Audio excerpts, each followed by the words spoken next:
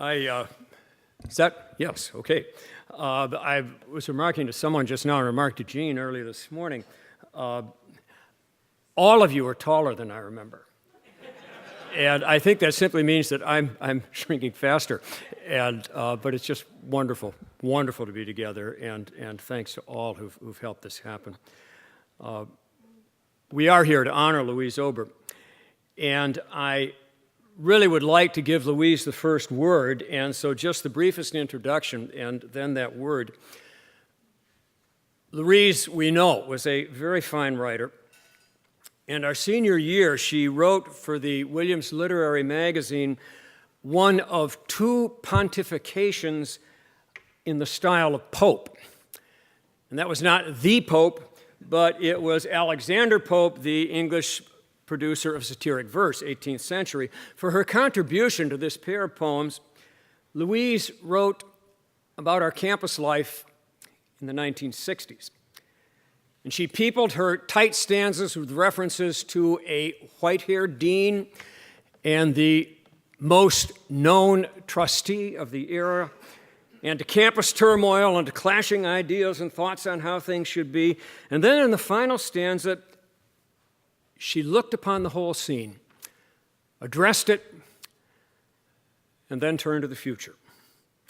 I quote, "Cease then your blithering cease, and join again the parts to make us some great Williams chain. Implement. More good than bad you'll see when lettermen will men of letters be, and all grads, young execs, old moribunds, will offer up their praises and their funds." Prophetic Louise, she'd never even been to a reunion, but she knew. Louise's bio, it bears repeating, not so much for the details as for what it tells us about her as a person. And if we've known her, then we know what's there, and if not, if we're meeting her at this point, it's well worth hearing. Louise grew up right here in Williamstown, the daughter of Frida and Emil Ober, with her older brother Charles. She attended Pine Cobble School right here in town, went to the Putney School in Vermont. She was both an outstanding student and an outstanding talent. At the age of 13, she became the youngest by several years to win first prize in the Berkshire County Music Competition. In the fall of 1960, at just 17, a decade before Williams opened itself to coeducation, she entered the college as a special student. For 7 semesters, she carried a full load of courses with us. Her performance was outstanding, both academically and in terms of contribution to campus life. She majored in English literature, was on the dean's list, did honors work in English. She wrote for the college literary magazine, The Red Balloon, served on its board, eventually became the editor. She was active in Cap and Bells and starred in numerous college dramatic productions. Williams did not graduate women when Louise was here. And in May of our senior year, she quietly left knowing that she could receive from the college credit for all she had done, take it to an institution which graduated women and would graduate there. Louise had given much to the wider community in her years here growing up, particularly in her participation in the early years of the Williamstown Summer Theater. And 3 weeks before all of her classmates graduated in Mission Park, the Williamstown Theater honored Louise with its Best Actress Award for a leading role in a Russian drama, and this was in competition with fully professional, informed acting people. I just used the word classmate. And at this point, I want to express deepest appreciation to Steve Burrell and Brooks Fail. It was through their work, discovery, proper information that Louise is now fully acknowledged as a complete and recorded member of our class. This has long been fitting and is right, and we say a very strong thank you for that. Louise continued to pursue her acting after she left Williams. And then in 1970, which was a major year for her, she received her bachelor's degree from the University of California at Berkeley with honors in English literature. She also received the university's highest award, the Eisner Prize in the Creative Arts, for her writing. And just before she graduated, Columbia Pictures released the movie River Run, in which she starred with John McClane. Right after graduation, she married Peter Kovacs, who had grown up in the Boston area but was doing graduate work at Berkeley. They traveled to the Far East and settled in Japan. And Louise there became known nationally on Japanese television for teaching English. She and Peter did the show together. Peter says the show wouldn't have gotten anywhere were it not for her beauty, her brightness, her tremendous acting talent. In 1973, she and Peter separated. Peter knows that we are honoring Louise, and he is deeply grateful that the college is doing this. Louise eventually moved to Alaska, where she continued to write and film wildlife with Howard Bass. Sadly, she contracted cancer and died in 1978.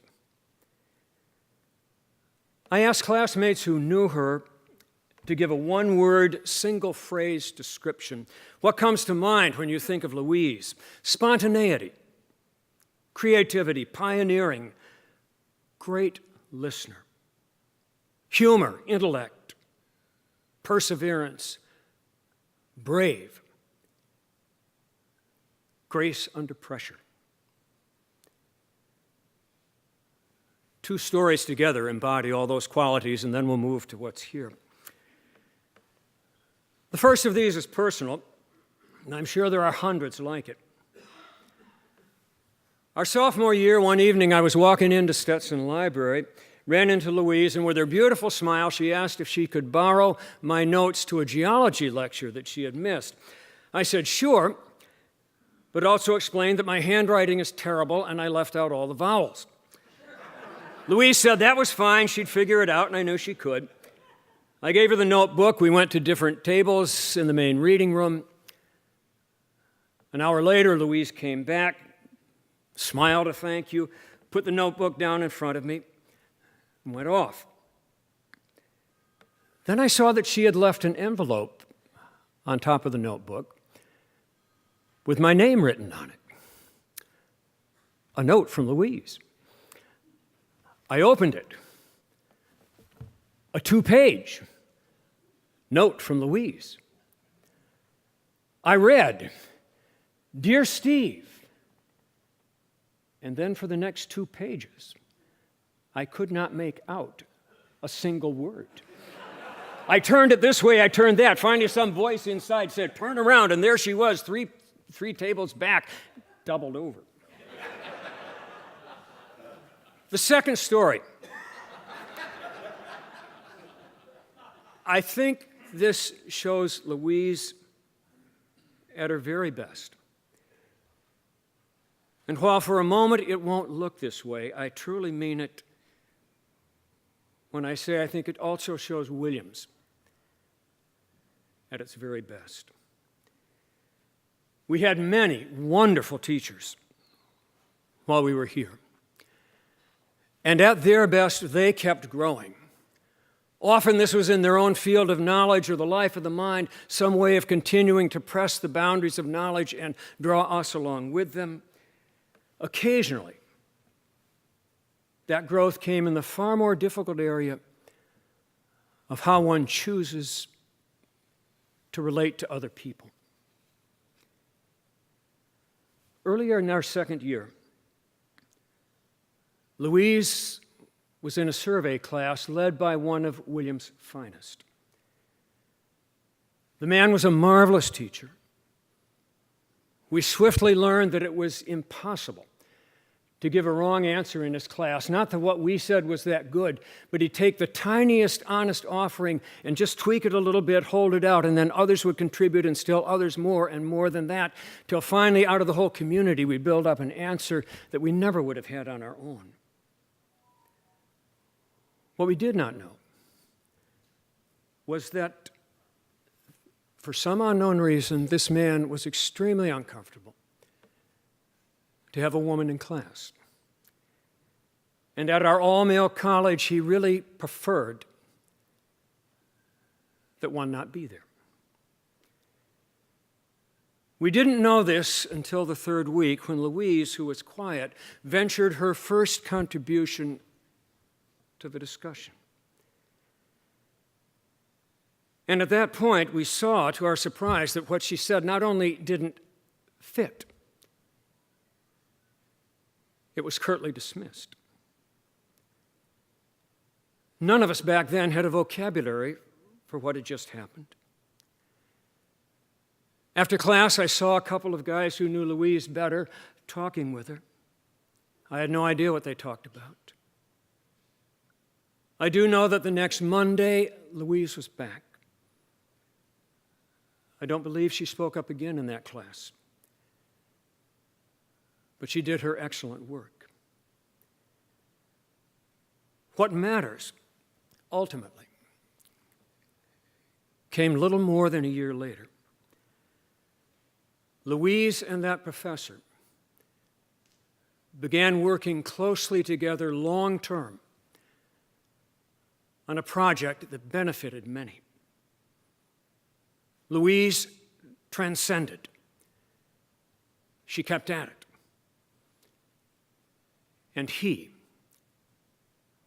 grew. Perseverance, brave, pioneer, grace under pressure. Louise. We have a plaque to unveil, and I'd like to ask that Paul Chrissy and Biff Steele come forward at this point. Actually, what we have of one of these is a mock-up because it weighs more than 50 pounds, and we were afraid that it might smash a toe in some accident. So it's now hanging out on the wall. We're very grateful for that. We set out to establish a single award in honor of Louise, which would be given each year to a graduating senior in the area of drama. That effort went so well that we have established a second award, which will be for a number of years now, and that is the Louise Ober Summer Internship in the Performing Arts. People sending greetings today, very much wanting to be here but understandably unable. Sue Wells, the current head of Pine Cobble, she is also celebrating her 30th reunion at Williams this week. But today is awards day at Pine Cobble, and as head, she wants to be there to encourage the little ones, just as years ago people encouraged Louise. Pine Cobble was instrumental in putting us in touch with two other people who send their warmest greetings today. Louise's brother, Charles, just a little older than we are, and Louise's mother, Frida, who is 103 and fully aware of what we're doing today and overjoyed. I'd like to proceed to a special moment, if you guys would. Sure. I'd like that after. Yeah, your client. Okay. Yeah, great. Yeah.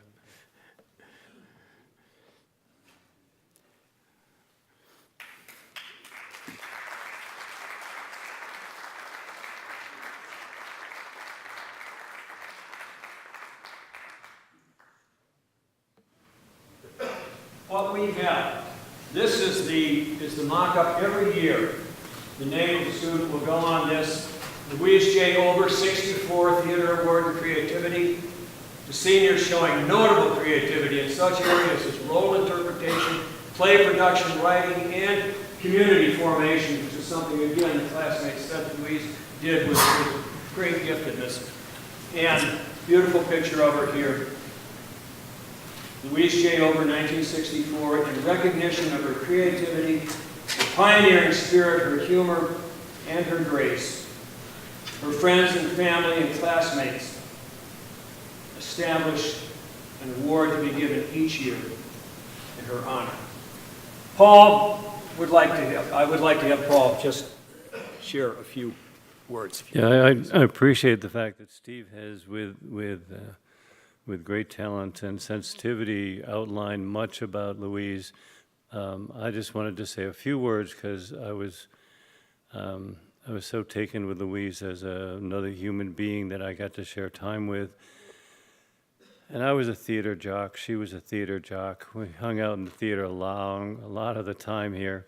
She was in a lot of plays. I was in a lot of plays. I remember specifically, and I know you're going to hear, if you've read all the writings from everybody in the wonderful book we got, you'll hear things repeated, including one of my favorite moments, freshman year, when there was the Parents' Day, when the parents come up, and we did the freshman review, not on this stage, on the stage in there.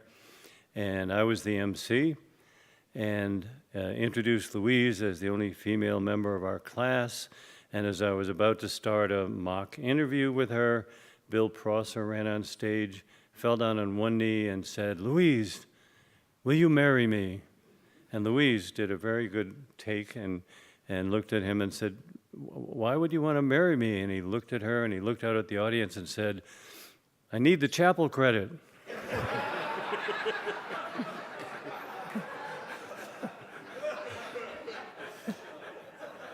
It got a good laugh then, too.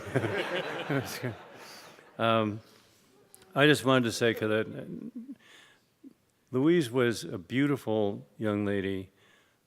She was talented, but what I remember most of all is that she was my friend. We were not romantically involved. I just loved her to death, and she was my good friend. I did meet with her in New York one time. We both wound up in New York City. And I would like to say I started her in her film career because I made a little movie my senior year at Williams, and I was looking for a female star. Well, I wasn't looking. I knew who was going to be the female star of the movie. It was Louise. And Ted Cornell was in it, who was in the class after us, and Steve Lovino and Steve Chabursky, and it was great fun. It was great fun, and I remember her so fondly. And I want to thank Steve and the people at the school who made it possible for her to finally be given the recognition she deserved. I love Louise Ober. I loved her dearly. I did speak with both her brother and her mother. They would like to have been here, but Frida is a little bit too fragile right now to make the trip. But they both wanted me to say thank you so much to the people who created this honor, richly deserved. And thank you all for coming out to honor Louise Ober. Thank you.